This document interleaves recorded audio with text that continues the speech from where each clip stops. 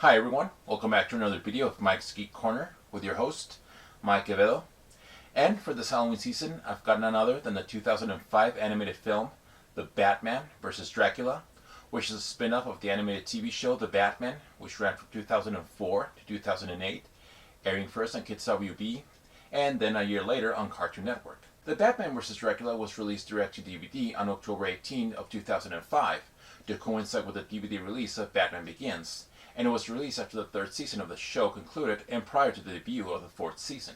What we have with the Batman vs. Dracula may not be of the psychological depth that previous Batman animated spin-off films like Batman Mask of the Phantasm or Batman Beyond Return of the Joker displayed, but what it does offer is a fast and fun structure and honors the Batman comics, where the character has had the most memorable encounter with the Undead Count and other vampiric figures.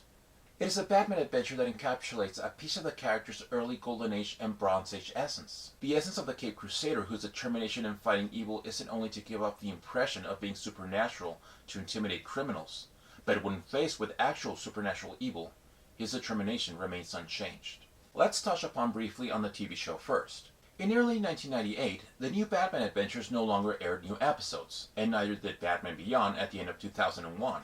And though that same year The Dark Knight was presented as part of the ensemble of the Justice League animated show, it would be nearly 3 years until the character would have a new animated series of his own again.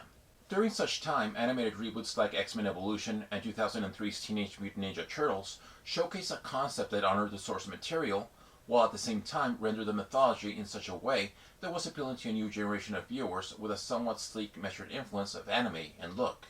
With the Jackie Chan Adventures team of producer Michael Gujen, writer Dwayne Capisi, and artist Jeff Matsuda, this basic formula was put to use on the Batman. Debuting in the fall of 2004, the Batman, like X-Men Evolution, was set in the earlier years of the title character saga.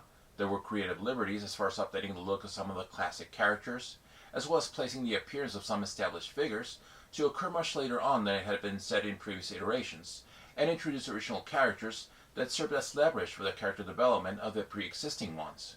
The tone of the series, while it may not exude a classic nor aesthetic like the 90s Batman animated series, is still a tone that is rich in moody atmosphere.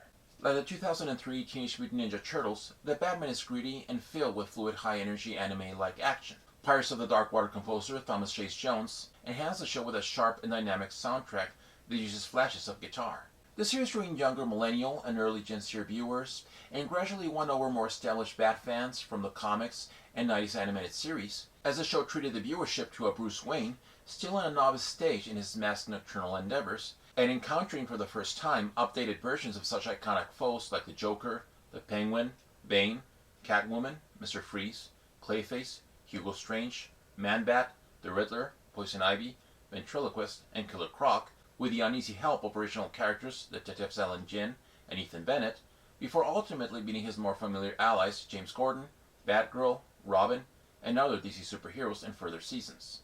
It was always going to be a daunting task to live up to the 90s animated series, and smartly, the Batman did not try to emulate that series, and rather it did a show with its own unique style. If Batman the animated series had a 40s noir style, then the Batman had a 60s crime thriller and spy film emanation. I would also put it like this: if you would take the colorful and visual grandiose of the Adam West Batman show and apply the gritty tone of the Green Hornet show, you have the Batman.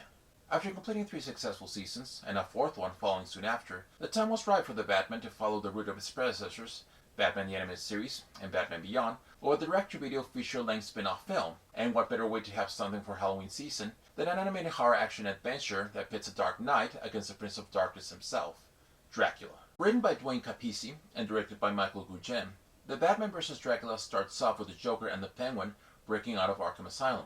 The Penguin flees to the crypt at Gotham Cemetery with the intent to find a stashed loot. After Penguin accidentally cuts his hand with the blade of his umbrella while trying to open a coffin that might have the hidden money, the blood from the rogue drips into the heart of the decayed corpse inside the coffin, and as a result, the corpse is brought back to life, revealing himself to be the Lord of the Undead, Count Dracula, who, after having been vanquished over a century ago, his body had since been moved to Gotham.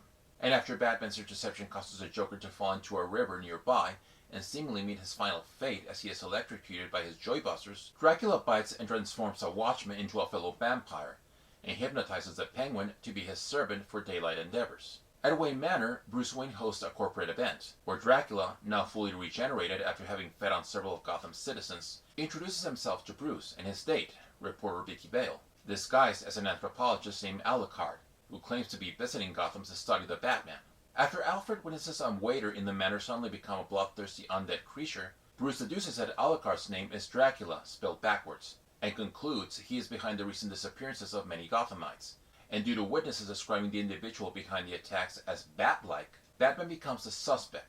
Meanwhile, the Joker reappears after seemingly having met his demise, and as he trails the Penguin to the cemetery to look for the same treasure Penguin had sought, the undead Count sets his fangs on the Joker, turning the highly deranged maniac into something even more dangerous. Batman must not only evade Gotham's finest in order to stop Dracula's reign of terror, but also contend with the vampirized citizens of Gotham, including a more powerful and bloodthirsty Joker. And the stakes, no pun intended, get higher when Dracula kidnaps Vicky Vale for the purpose of sacrificing her with the intent of reanimating the Count's former lover, Carmilla. Returning from the TV show are the voices of Rino Romano as Batman with his more youthful and lighter-sounding brooding voice, and slick-sounding Bruce Wayne. Alistair Duncan reprises Alfred Pennyworth with his splendid sense of irony and diligence. Kevin Michael Richardson again evokes a senior and deeper-sounding version of Mark Hamill's take, and Tom Kenny brings back his delightful sense of the dastard as a squawking penguin. Making their first entry in the Batman world is Peter Stormare as he shoots line delivery with his mastery of devilish-sounding accents as Dracula, and Tara Strong brings similar wit and charm to Vicky Vale as she did to Barbara Gordon in the new Batman Adventures. Thomas Jane Jones returns from the show to reignite a sense of chills and thrills to a more horror-based Batman adventure than the show had done. It emotes a bit of the Hammer horror films. Another thing I appreciate in this movie is how the look of Dracula's castle looks similar to that of his castle in the Castlevania games, as well as how the film tips its hat to the Count Orlok version of Dracula in Nosferatu, and Christopher Lee's Dracula film, Dracula Prince of Darkness. A companion piece for the Batman vs. Dracula was provided in the pages of the ongoing spin-off comic series for the Batman show called The Batman Strikes in the 15th issue, The Lost Ones, which illustrates Dracula making his presence into Gotham and also focuses on the Penguin, despite being under Dracula's control, engaging in exploiting the lost Gothamites by abducting influential citizens with the help of the Kabuki twins and holding them for ransom. And before Batman can apprehend Oswald Cobblepot, Dracula assists him in escaping before making it clear to the Penguin that his exploits are not of his liking, as he puts Ozzy in tighter control. So as you can see, it's a pretty simple plot, but it's very effective for the Blade-like pulpiness that they're aiming for. Speaking of pulp, the Batman vs. Dracula also carries with it the type of element of danger that 1930s Batman originators like the Spider tangled with. Once again, pardon the pun.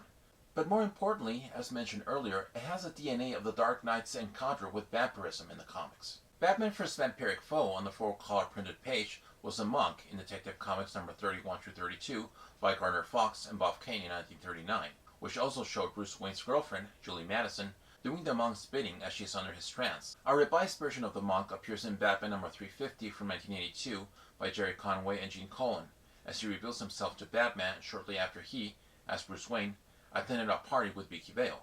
This is something that is loosely echoed in the Batman vs. Dracula. Another vampire Batman faced in the comics was Gustave the Cobra in Detective Comics number 455 from 1976 by Elliot S. Magin and Mike Grell, as the Caped Crusader and Alfred trying to find a way to find the Cobra's surgically moved heart so to destroy him as a vampire is aided by a horde of bats. Last but not least, there's the 1992 Elseworld graphic novel Batman and Dracula Red Rain by Doug Mensch and Kelly Jones, where we witness Batman investigating the murder of various homeless Gothamites, and, after seeing how their throats were slashed, Batman deciphers that the killer is none other than Dracula, and so, with the help of a renegade vampire called Tanya, who gives Batman the strength and immortality of a vampire, but with his humanity still intact, sets forth to battle the King of Vampires. Finally, there's a bit of a marginal parallel that the Batman vs. Dracula has with both Mask of the Phantasm and Return of the Joker, where just like in Mask of the Phantasm, Batman was suspected of the murders the Phantasm committed, so is he in the Batman vs. Dracula with the attacks by Dracula. And like Return of the Joker had the Joker reappear in Gotham after so many years believed to have perished, so it is the same thing with Dracula's presence in Gotham after over a century. Mere coincidence, or a mild influence, is still a worthy observation in my opinion.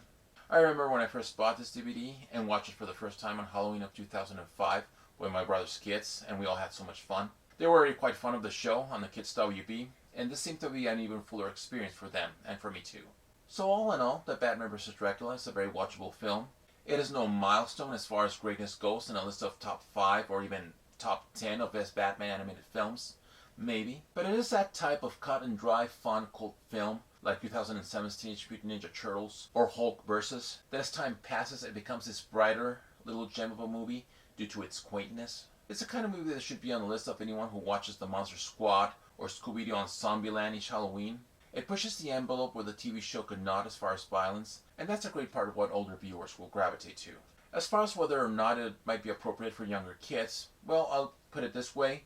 It's like a PG-13-like version of the Blade films. And from there, I'll let you all make your judgment. The Batman vs. Dracula should be digitally available on Amazon, HBO Max, YouTube, Vudu, Apple TV, and Google Play. You can also track the physical copy on Amazon, eBay, or FYE. And that's it for this review. Hope you enjoyed it. If so, please give it a like. Please make sure you subscribe to Mike's Geek Corner. Feel free to leave your comments below. And have a happy Halloween, everyone. Take care. Bye-bye.